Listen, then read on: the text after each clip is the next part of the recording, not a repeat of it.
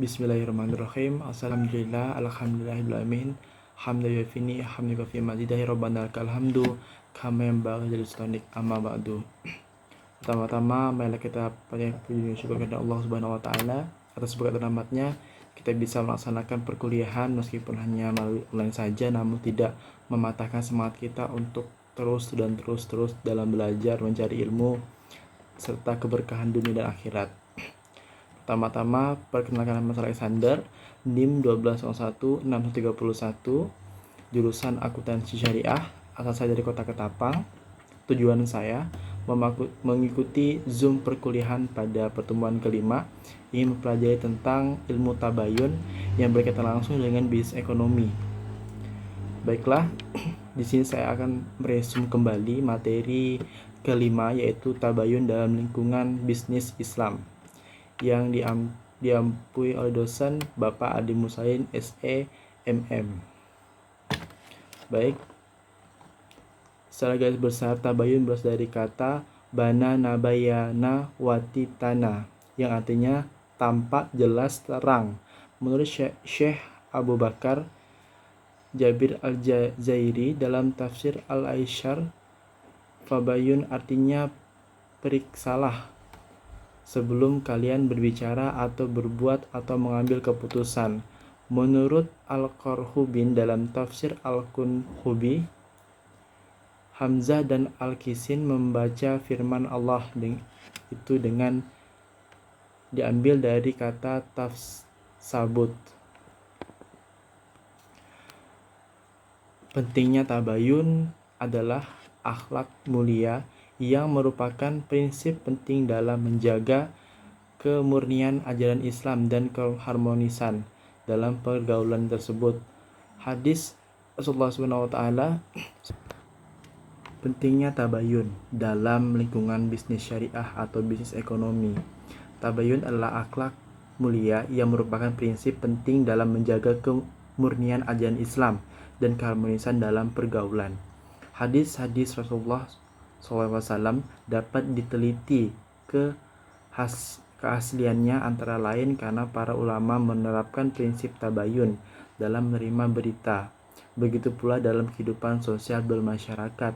Seorang akan selamat dari salah faham atau permusuhan, bahkan pertumpahan darahan antara sesamanya, karena ia melakukan tabayun dengan baik. Oleh karena itu, Allah memerintahkan kepada orang yang beriman agar selalu tabayun dalam menghadapi berita yang disampaikan kepada agar tidak menyesal kemudian hari.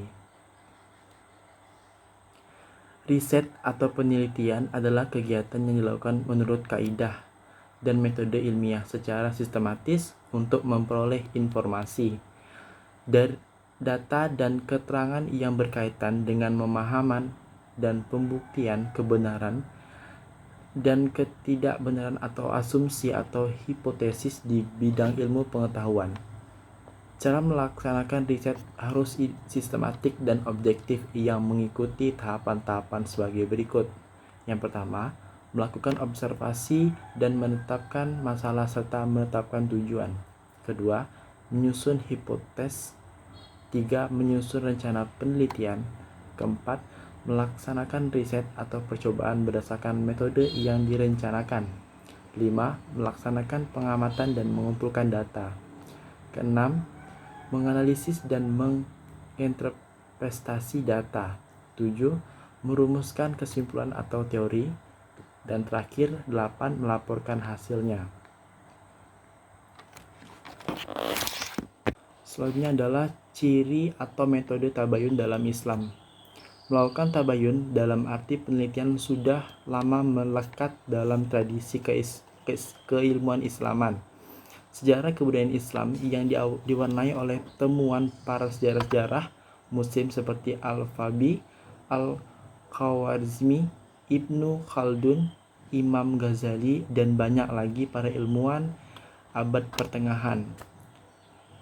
Ibnu Khaldun adalah yang kemudian membagi model-model riset munculnya Islam seperti berikut. Yang pertama, riset bayani, yaitu penelitian yang ditujukan untuk mengenai gejala alam dengan segala gerak-gerik dan prosesnya. Misalnya, mengenai kenapa kupu-kupu warna-warni, kenapa ikan berdiri beragam jenis dan berbagai macam cara hidup dan pola makannya. Yang kedua adalah riset istikhair, yaitu penelitian yang ditujukan untuk mencari kejelasan pola-pola kebudayaan dan kehidupan sosial manusia. Ini kemudian berkembang menjadi riset ilmu sosial. Ketiga, riset jadali, yaitu riset yang dimaksudkan untuk mencari hakikat atau kebenaran yang didasarkan oleh cara berpikir rasional, yaitu di sini bisa digunakan ilmu mantik dan filsafat. Selanjutnya adalah riset burhani, yaitu riset untuk tujuan eksperimen, misalnya atas temuan obat tertentu dilakukan tes laboratorium. Baik, selanjutnya adalah poin yang sangat terpenting, yaitu kaitan tabayun dalam bisnis Islam. Baik sebagai konsumen yang baik atau produsen yang menciptakan suatu barang, kita harus mengamati, mengetahui, dan mempelajari barang apa saja yang harus kita jual kepada konsumen. Sebagai produsen yang bagus, kita juga harus tahu bagaimana syariat Islam untuk mengajarkan kita berjualan dan berdagang dengan baik. Salah satunya kita sebagai konsumen harus tahu dengan ingredients atau bahan-bahan baku dari barang yang kita gunakan, lalu prosesnya seperti apa, lalu produksinya bagaimana, lalu kualitasnya baik atau tidak jika digunakan oleh konsumen yang kita berikan kepada mereka. Jadi dalam tabayun ini, tabayun juga menjelaskan kita untuk terus dan selektif dalam memahami sebuah informasi.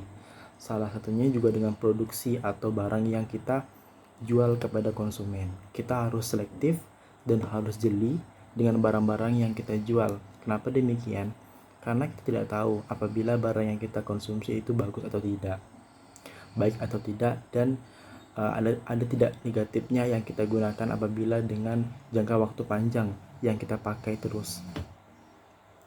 Baik, jadi dalam produksi ini sendiri, jadi bisa kita simpulkan dalam semua aspek atau semua sudut pandang yang kita gunakan untuk mengamati produk yang kita jual atau produk yang kita beli dalam bisnis Islam, kita harus menerapkan ilmu tabayun. Sebab ilmu tabayun ini bukannya sebagai ilmu untuk mengamati saja, namun juga kita diajarkan bagaimana untuk selektif. Selektif dalam artian kita harus tahu bagaimana grafik dari pencapaian produk itu. Apakah produk itu baik digunakan dengan orang ramai atau tidak, begitu. Lalu selanjutnya adalah sebagai konsumen juga kita harus tahu bagaimana kita mengkonsumsi barang-barang yang bagus atau menggunakan barang-barang yang sesuai dengan kebutuhan kita. Jangan sampai apabila nanti ketika kita mendapatkan penjual atau reseller yang mungkin memiliki teknik marketing yang baik dan cara penjualan yang baik, sehingga kita terbawa oleh pembawaan mereka dan membuat kita lalai dan terlupakan dari ilmu tabayun ini. Karena sudah banyak penjual-penjual di luar sana yang memiliki ilmu-ilmu teknik marketing yang sangat bagus, sehingga konsumen atau pendengar biasanya nampak lebih terpincut dengan pencapaian dan omongan beserta kata-kata yang sangat manis kepada produk-produk yang mereka jual untuk kita beli. Dan patut diingat juga hal yang sangat garis merah pada penipuan atau pemalsuan data itu terjadi kepada penjual kepada konsumen. Hal ini sangat terjadi dari pasar-pasar umum. Lalu selanjutnya adalah dari produsennya atau yang menciptakan ataupun yang menampung barang, begitu. Kenapa saya bilang seperti itu? Karena sebagai penjual juga dan menciptakan suatu barang pula, kita harus tahu bagaimana kebutuhan konsumen, bagaimana keinginan mereka mencapai barang yang kita inginkan, lalu seperti apa kebutuhan mereka. Jadi selain kita juga menjual barang, kita juga harus tahu kebutuhan mereka apa, keinginan mereka apa, dan kemauan mereka jangka waktu panjang itu apa. Dari 3 poin ini, dari 3 aspek ini, kita juga harus tahu. Untuk menciptakan barang yang halal dan baik itu memang tidak gampang. Bahwasanya barang yang halal dan baik itu sangat susah dipercaya oleh orang lain. Kenapa demikian?